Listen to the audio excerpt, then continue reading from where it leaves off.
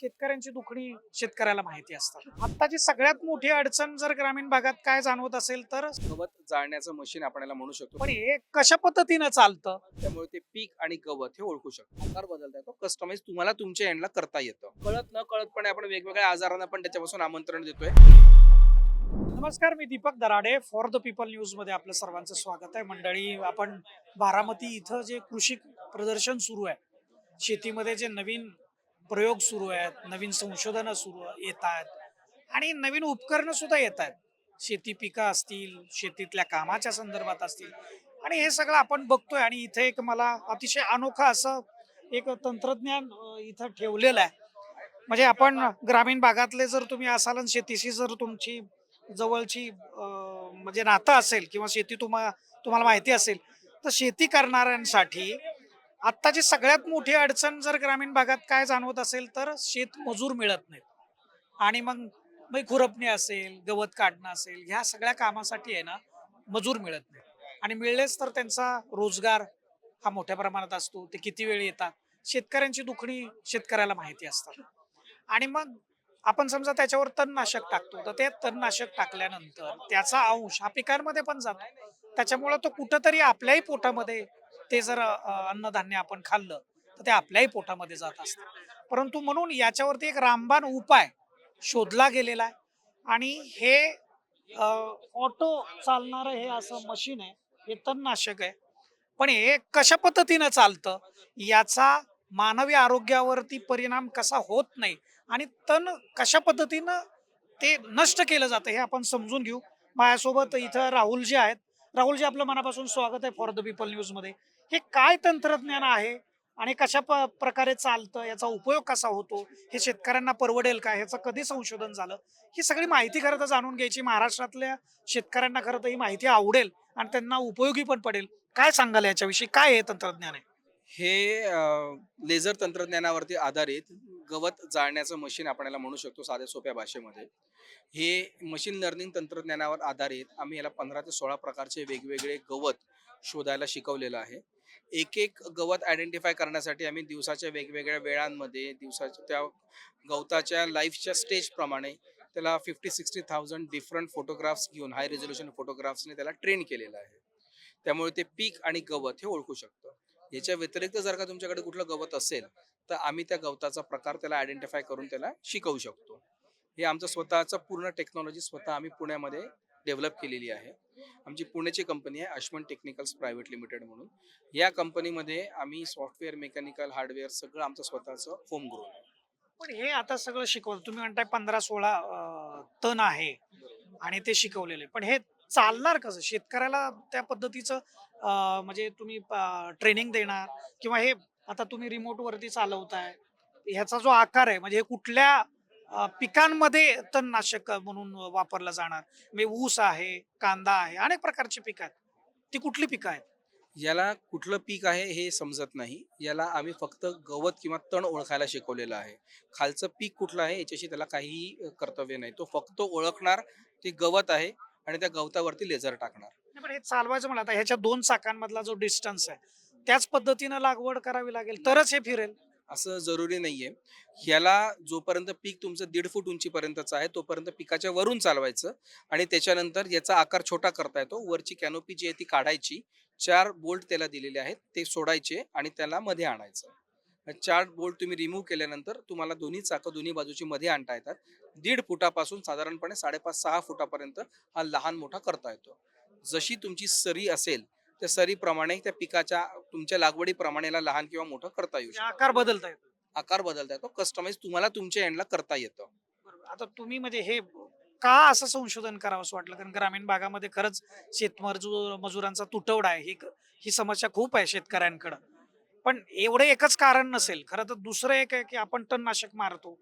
ते पिकांमध्ये पण जातं. ते आता ती पिकं जर आपण अन्नधान्य जर खाल्लं, तर ते आपल्याही पोटामध्ये जातं. त्याच्यामुळे कॅन्सर सारखे फार भयानक आजारांना आपण सामोरं जातो. खरं म्हणजे आम्ही स्वतः जे कंपनीमधली सगळी जण आहोत, जी ज्या टीमने याने अश्मनच्या टीमने डेव्हलप केलं, ती सगळी शेतकरी पार्श्वभूमी असलेली माणसं आहेत.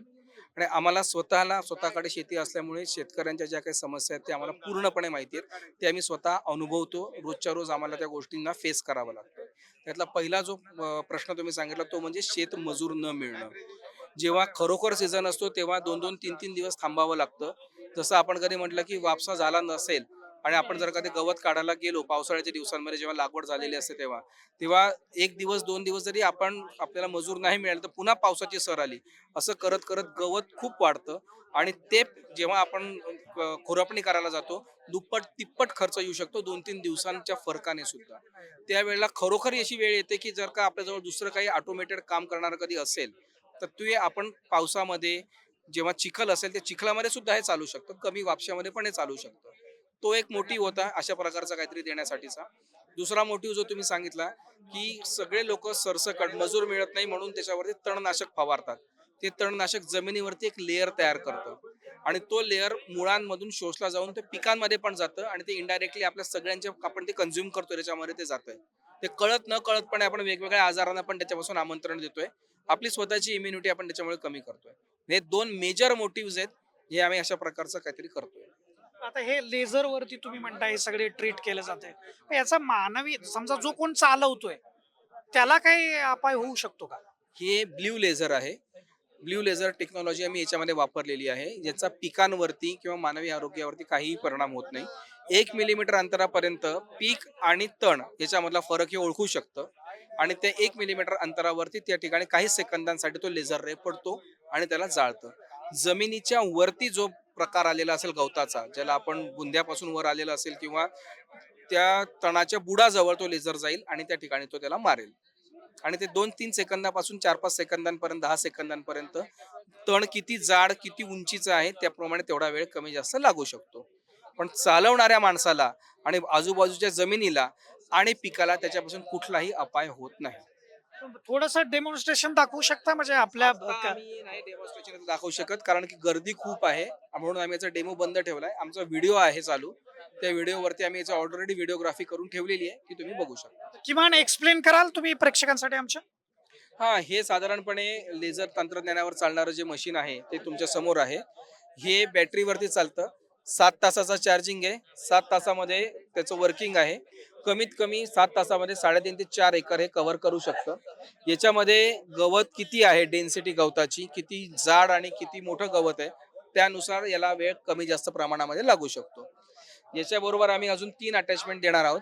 एक असेल आपली पेरणी करण्यासाठीची, एक असेल खत टाकण्यासाठीची आणि एक असेल भर लावण्यासाठीची.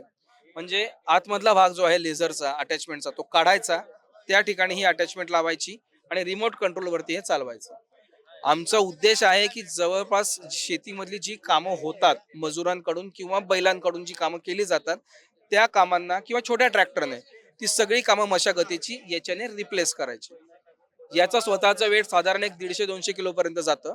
पण याची वाहून नेण्याची क्षमता साधारणपणे 1500 किलो पर्यंतची आहे आता हे सध्याची. एकाच प्रकारात आहे की याचे वेगवेगळे प्रकार आहे? हे एकाच प्रकारचं मशीन आहे. हेच एक प्रकारचं मशीन तुमच्या रिक्वायरमेंट नुसार कस्टमाइज करता येतं. छोटं किंवा मोठं करता येतं. आता याची किंमत किती आहे? याची 10 लाखापर्यंत किंमत आहे. त्याच्याबरोबर या 3 अटॅचमेंट साधारणपणे येतील. पण त्याची वेगळी किंमत? नाही, नाही याच्यामध्येच आम्ही देतोय. कृषिकमध्ये आहे. आम्हाला केव्हीकेने याच्यासाठी मार्गदर्शन केलेलं आहे. म्हणून आम्ही या 3 अटॅचमेंट सहित हे सध्या इथे प्रोव्हाईड करतोय. लोकांना जर समजा ऑर्डर तुमच्याकडे द्यायची असेल किंवा चौकशी करायची असेल तर त्यांनी कुठे संपर्क साधायला पाहिजे? आमची शिवण्यामध्ये अश्वन टेक्निकल्स म्हणून कंपनी आहे. आमचा ब्रोशर आहे. त्याच्यावरती आमचे कॉन्टॅक्ट नंबर्स दिलेले आहेत.